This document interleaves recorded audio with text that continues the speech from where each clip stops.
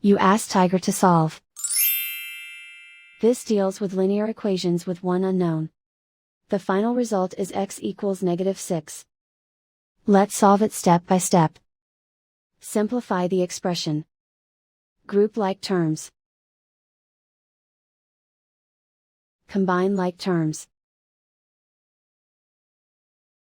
Group all constants on the right side of the equation.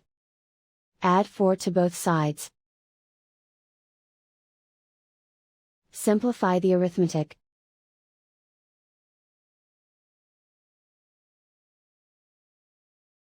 Convert the x into a positive number.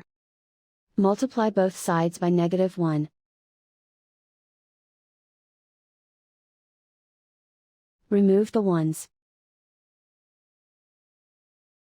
Simplify the arithmetic. And so the final result is x equals -6.